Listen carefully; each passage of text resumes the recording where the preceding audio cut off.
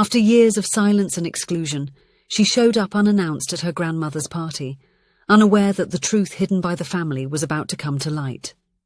What happened in that hall would not only change the course of that night, but also an entire life. Hello, my friends. I am Linda, and this is the Linda Stories channel. I hope you enjoy this story. Carol adjusted the necklace her mother had given her before she died and took a deep breath in front of the mirror. The crescent moon-shaped pendant still retained its shine, despite the passage of time.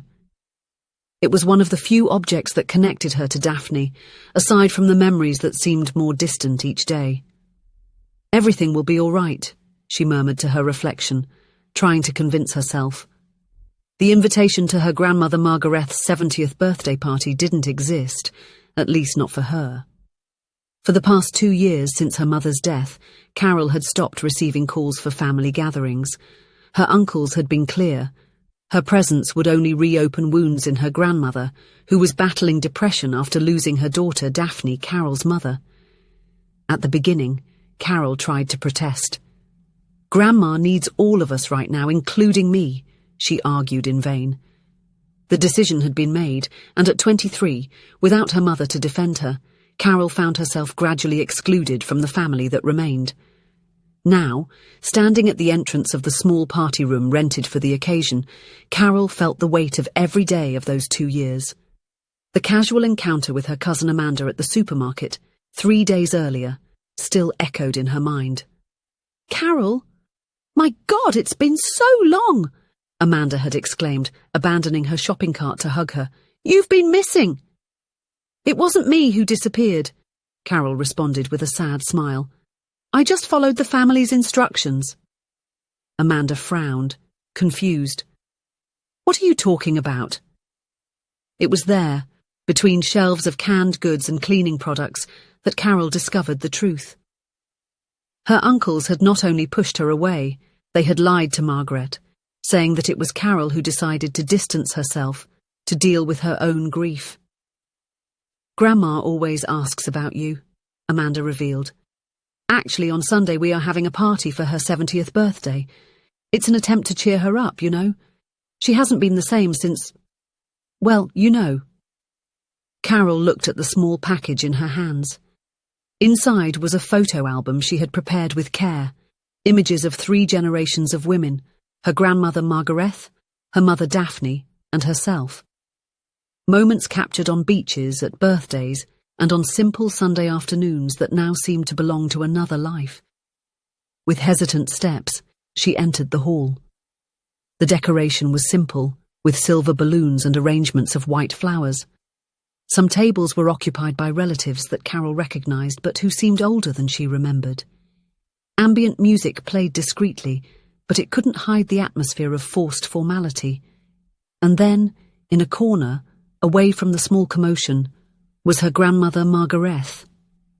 Sitting alone in a chair decorated especially for the birthday girl, she seemed absent, with her gaze lost at some distant point. Her hair, once grey, was completely white, tied up in a simple bun. Her hands, which Carol remembered always busy with knitting needles or baking cakes, now rested motionless in her lap. The eyes began to turn toward Carol. First her Aunt Lena, who dropped the glass of punch she was holding. Then her Uncle Robert, who quickly moved toward her with an alarmed expression. But before anyone could intervene, Margareth raised her eyes and met Carol's. Time seemed to freeze. The music, the conversations, everything disappeared. There was only grandmother and granddaughter, separated by 2 years of absence and united by a shared pain. "Carol?" Margareth's voice was just a whisper, trembling and uncertain, as if she feared she was having a hallucination. "Yes, Grandma, it's me." The wrinkles on Margareth's face seemed to deepen as her eyes filled with tears. With effort she stood up, ignoring the supportive hand someone offered. "You came back," she said, her voice now choked with emotion. "You came back to me." Carol crossed the room, feeling the stares of her relatives like needles on her skin. When she reached her grandmother, she couldn't hold back her own tears. "Happy birthday, Grandma," she murmured, extending the small package. Margaret ignored the gift, opening her arms for a hug that Carol had dreamed about every day during those 2 years. The familiar smell of lavender and the warmth of those frail arms brought back an avalanche of memories. Afternoons baking cookies in the old kitchen, stories told by the light of a lamp, wrinkled hands braiding her hair while talking about the future. "Why did it take so long?" Margaret asked through sobs. "I thought you had forgotten me." Carol felt the gaze of her uncles, heavy and accusatory, but decided that this wasn't the moment for painful truths. "I could never forget you, Grandma. Never." The party, which minutes before seemed only like a family obligation, gained new life. Margaret didn't let go of Carol's hand for even a second, as if afraid that her granddaughter might disappear again. She introduced her to neighbours Carol already knew, retold the same stories multiple times, and her face, once faded, now shone with an energy no one had seen in years. "Do you see what you've done?" Robert murmured, when he finally managed to approach Carol while Margaret was talking with an old friend. "All this enthusiasm, it's going to exhaust her. And then when you disappear again, how do you think she will feel, left with the memories of your mother?" "I won't disappear, Uncle. I never wanted to distance myself." "It was necessary, Carol. You don't understand. Every time she looked at you, she saw Daphne. It was like losing her daughter all over again every day." Carol felt the anger rising but took a deep breath. "Look at her now. Is that the face of someone who is suffering because of my presence?" Robert didn't reply, moving away with a frustrated expression. On the other side of the room, Lena watched the scene with her arms crossed, her face bearing a look of disapproval. When the party finally ended and the guests started to say their goodbyes, Margaret firmly held Carol's arm. "You're going to stay a little longer, aren't you?" Carol looked at her grandmother and saw the fear of abandonment in her tired eyes. "Of course I will. We can talk as much as you want." "Actually—" Margaret hesitated, looking at her granddaughter with hope. "Could you sleep over at home tonight? Your room is still just as you left it, you know. I would never change anything." The room that Margaret mentioned was the small space at the back of the house where Carol spent her summer vacations during childhood. Knowing that her grandmother had preserved it, like a sanctuary of memories, squeezed her heart. "I would love to, Grandma." Margaret's house hadn't changed much. The same paint peeling off in some corners, the same old furniture that told stories of decades. But there was something different in the air, a kind of abandonment that Carol had never felt there. In the living room, while Margaret prepared tea in the kitchen, Carol observed the photographs on the piano that no one played anymore. There were many of her mother Daphne, child, teenager, adult. In some, Carol also appeared always next to her mother, with identical smiles. "Your Uncle Robert wanted me to put these photos away," commented Margaret, entering the room with a tray. Her hands trembled slightly under the weight. "He said it wasn't healthy to look at them every day. But how could I hide the face of my daughter, of my granddaughter?" Carol quickly took the tray, placing it on the coffee table. "You didn't have to bother, Grandma." "It's no trouble at all. It's the first time in a long time that I've felt like doing something like this." Margaret sat on the sofa, patting the spot next to her. "Come, I want to see this present you brought." Carol handed the package to her grandmother, who opened it with an almost reverential care. Upon seeing the photo album, Margaret brought her hand to her mouth. "Oh, Carol." The first pages showed old photos that Carol had managed to recover, a young Margaret holding baby Daphne. Then, Daphne growing up, her first steps, graduations. Pregnant, and then Carol appeared, and the 3 generations mingled in moments of joy. "Remember this day?" Carol pointed to a photo where the 3 of them were on the beach, with ice creams melting under the strong sun. "Mum's skin got so red that you applied yogurt on her for 3 days." Margaret laughed, a sound that seemed rusty from so much time without use. She was always stubborn about sunscreen. She said it felt sticky. Her fingers caressed Daphne's face in the photograph. You have her smile. Page after page they dove into shared memories. Some brought tears, others laughter. It was both painful and healing at the same time. You know, Margaret finally said, closing the album, after my Daphne left, I felt as if a part of me had gone with her. A mother shouldn't have to bury her children. I know, Grandma. And then you disappeared too. Robert and Lena said you needed space, that it was too painful for you to be around the family. Margaret looked directly into Carol's eyes. But I never completely believed that.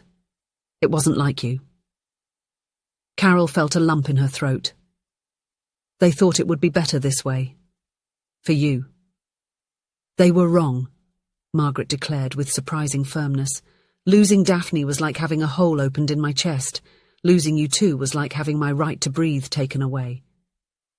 Grandma, No need to explain. I know my children, always trying to protect me as if I were made of glass.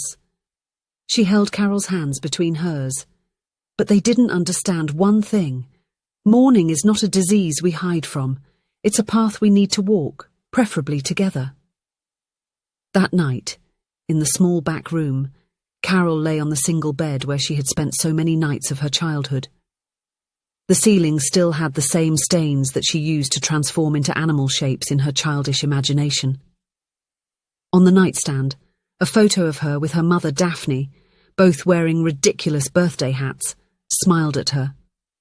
Carol cried silently, not just for the mother she had lost, but for the 2 lost years with her grandmother. For the first time, she allowed herself to fully feel the pain she had tried to suppress. In the days that followed, Carol made a point of visiting Margaret daily. She would bring groceries, help with cleaning the house, and most importantly, they would talk. About Daphne, about the past, about the small moments that make a life. Did you know I still have that banana cake recipe your mother loved? Margaret mentioned one afternoon while they were organising old boxes of photographs. The one with cinnamon on top? That's the one. She asked for it every birthday, even after she became an adult. Carol smiled, remembering the smell that filled the entire house. We can make one of those any day now. How about now? Suggested Margaret, with a sparkle in her eyes reminiscent of the energetic grandmother Carol knew in her childhood. In the kitchen, while mashing bananas and measuring flour, Carol realised how these simple, everyday activities created bridges between generations. Her mother had made that same cake with Margaret. Now she was continuing the tradition. You know what your mother used to say? Margaret said while mixing the ingredients. That the recipe for a cake is like the recipe for life. You need the right ingredients, but it's the way you mix them that makes all the difference. Carol felt her eyes well up. She always had those ready-made sayings, didn't she? Oh yes, kitchen philosopher, I called her. Margaret laughed, spreading a bit of flour into the air. But she was right, about many things.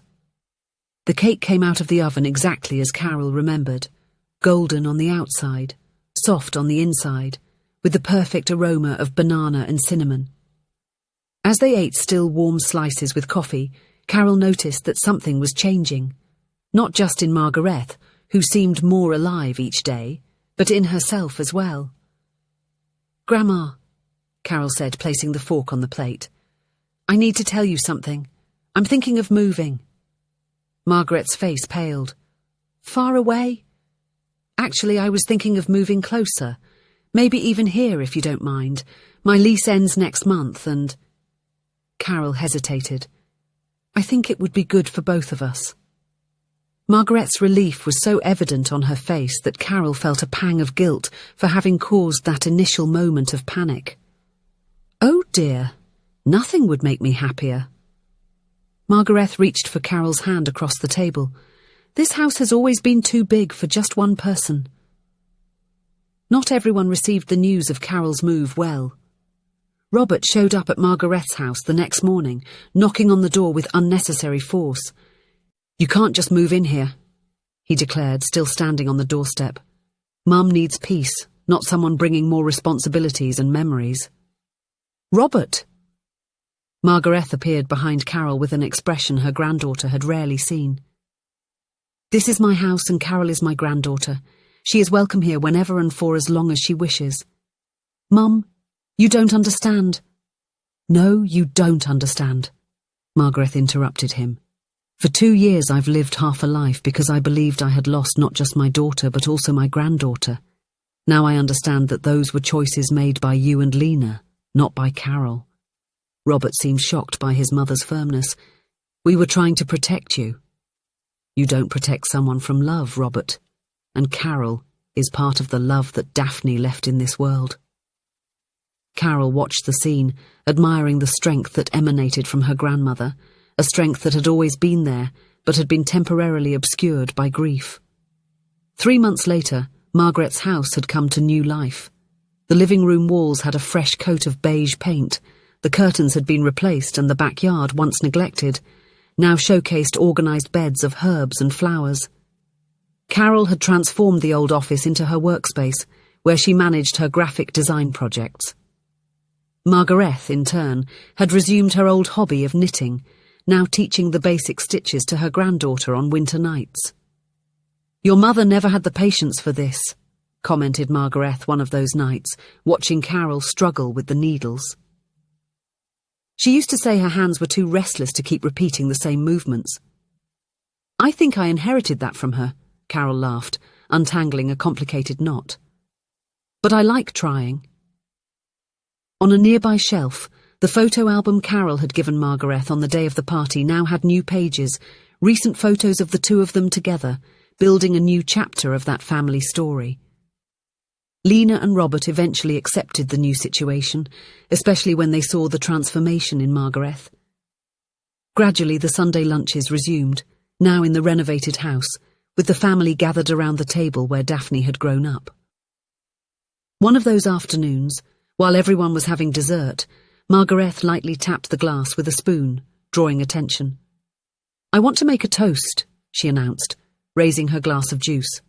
"To family, with all its mistakes and successes. To my daughter, who left us too soon but whose love remains. And to my granddaughter Carol, who taught me that grief is not the end of love, but its transformation." Carol felt her eyes well up as she raised her own glass.